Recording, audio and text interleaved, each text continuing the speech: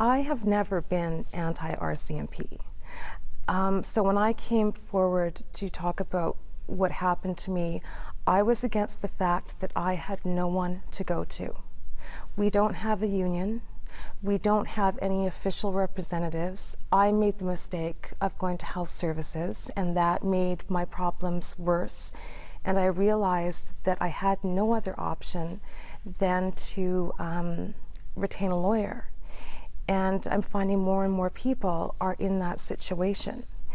And when the RCMP came out with their notice of defense after I filed my lawsuit, I was surprised that they tried to paint a negative picture of me, but I didn't expect anything else from them, because that tends to be their pattern. If you criticize the RCMP, they are going to come back and criticize the complainant.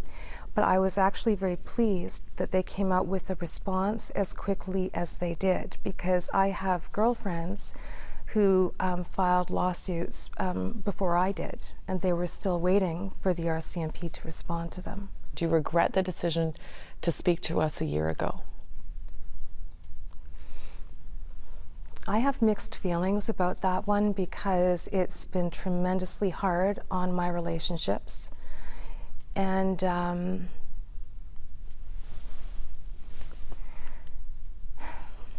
it's difficult when you have a child who feels that he has to stick up for you, and yet you're his parent. And so that's been really hard. It's been hard on my relationship with my partner. So, because I didn't ask to become the poster child for harassment in the RCMP.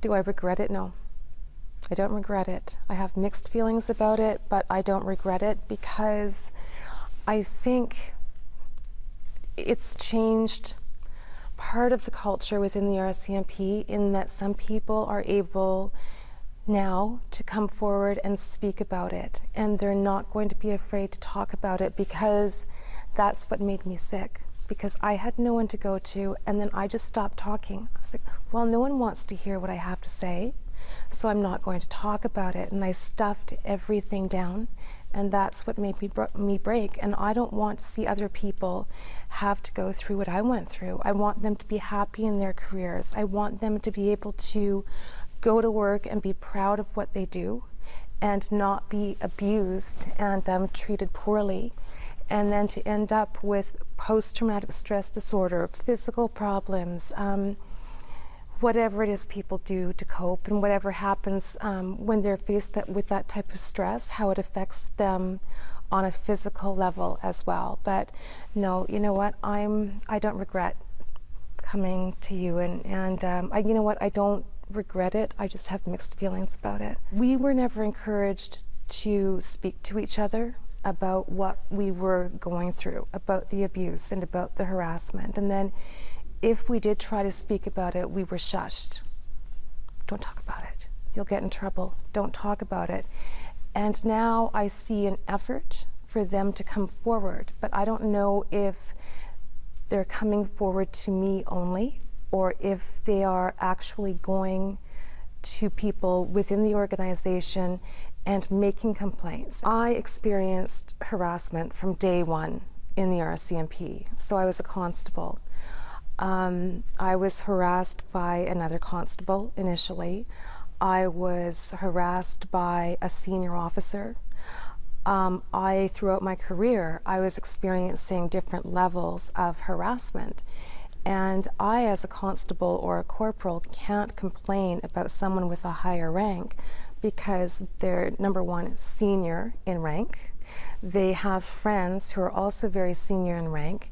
And so what would happen to me is, regardless of whether or not my harassment complaint was founded, I would be labeled. And I would probably never be promoted again. I would face even more severe harassment in the workplace. And this is why so many people who are being harassed in the workplace ask to be transferred to a different province. But what happens when you're transferred to a different province is that whatever happened to you in your first province will follow you to the next province. So whoever you made angry in the first province is going to phone your new bosses and tell them whatever it is they want to tell them. So whatever transpired will follow you throughout your career. Do you think that the new act that's been presented, that's now at committee in Ottawa, is going to help women complain and get rid of harassers in the RCMP? No. Why not?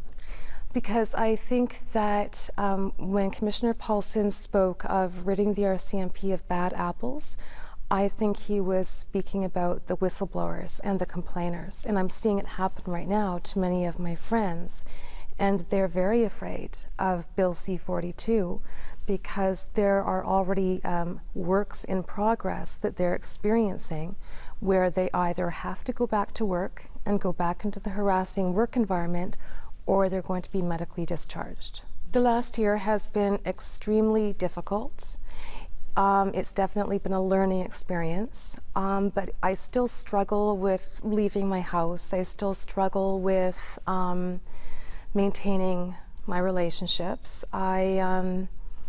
Because what happened is I lost all of my self-confidence, all of it. And I'm slowly gaining it back. But my doctor said that it's still going to be a very long journey. I'm going to have PTSD for the rest of my life. But sometimes it goes into remission and sometimes it doesn't. And so it's just a matter of trying to manage it for now. And I'm hoping that when I can put the RCMP behind me, I'll be able to move forward and I'll begin to be able to multitask again. My short-term memory is very bad. That's part of PTSD. And I'll be able to get enough confidence back that I can put myself out there into the workforce again and into the world, actually. So yeah, but it's been a long year, actually. You look like your old healthy self, even though I know you're still struggling, but how did you do that part of it? Just a tremendous amount of therapy and talking to people, sharing my story with people and having them share their stories with me.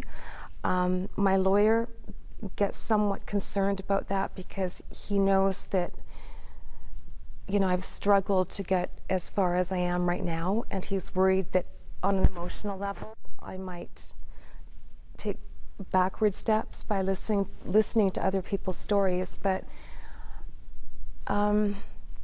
I think just talking to people has helped me because I got very, very sick by stuffing all of my feelings and all of my thoughts. And what started to get me better was when I was able to tell my story. And I find the more I talk about it, the more I'm helping other people. And so that makes me feel better too.